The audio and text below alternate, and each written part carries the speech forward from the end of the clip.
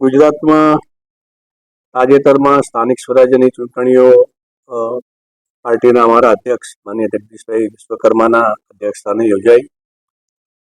ગુજરાત સરકારના મુખ્યમંત્રી માનનીય ભૂપેન્દ્રભાઈ પટેલ જે પ્રકારે રાજ્યમાં વિકાસના કામો કરી રહ્યા અને માનનીય નરેન્દ્રભાઈ જે પ્રકારે સમગ્ર દેશના વિકાસ માટે કામ કરી રહ્યા છે એને ધ્યાને લઈ અને ગુજરાતની જનતાએ ન ભૂતો ન ભવિષ્યથી વિજય ભારતીય જનતા પાર્ટીને સ્થાનિક સ્વરાજ્યની ચૂંટણીઓમાં આપ્યો છે.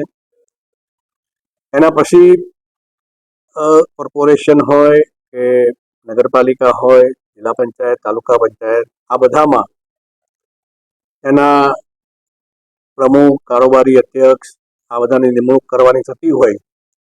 સમગ્ર રાજ્યમાં અત્યારે ચૂંટાયેલા સભ્યો અને સંગઠનને સાંભળીને રાજ્યના ચૂંટણી સમિતિ સુધી એક માહિતી આપવાની હોય છે. એના ભાગરૂપે આજે પોરબંદર આવવાનું થયું છે.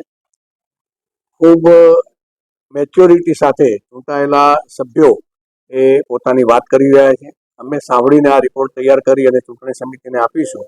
ત્યારબાદ ચૂંટણી સમિતિ જે નિર્ણય કરશે એ સ્વાભાવિક બધાને માન્ય રહેતો હોય છે. એ પ્રકારની આ પ્રક્રિયામાં આજે પોરબંદર આવવાનું થયું.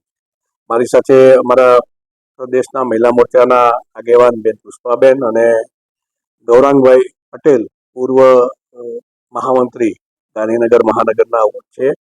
સાથે રહીને અમે આ પ્રક્રિયાને સાંભળી રહ્યા છીએ. અત્યારે અહીંયા સાંભળ્યા પછી એક સંકલન ટીમ સાથે બેસવાનું થશે અને ત્યારબાદ ચૂંટણી સમિતિ રજૂ કરવાનો.